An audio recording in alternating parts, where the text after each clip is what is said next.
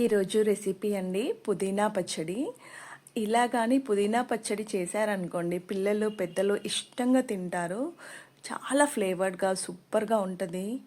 దానికోసం ముందుగా ఆయిల్ కొన్ని ధనియాలు పచ్చిమిర్చి వేసి ఫ్రై కానివ్వాలి.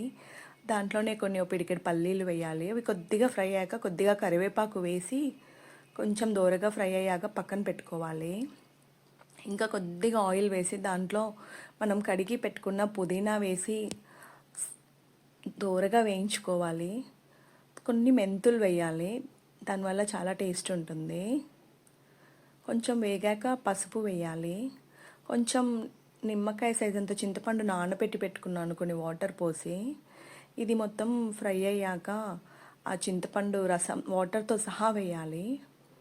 దానివల్ల మనకి నూరుకోవడానికి చాలా బాగుంటుంది.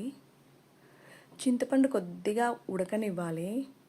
ఉడికాక కొద్దిగా జీలకర్ర, ఒక 7-8 వెల్లుల్లి రెబ్బలు వేయాలి. అంతే. ఈ మిశ్రమంని చల్లారనివ్వాలి. అలాగే ముందుగా మనం వేయించి పెట్టుకున్న పచ్చిమిర్చి పల్లీలు ఈ మిశ్రమం అన్నీ కలిపి రోట్లో వేసి నూరాలండి. సన్నగా కట్ చేసుకున్న ఉల్లిపాయలు కలుపుకొని తింటే ఎంతో టేస్టీగా ఉండే పుదీనా రోటి పచ్చడి రెడీ. ఇది చాలా టేస్టీగా సూపర్గా ఉంటుందండి. మీరు కూడా ఒకసారి ట్రై చేసి చూడండి. ఎలా ఉందో చెప్పండి.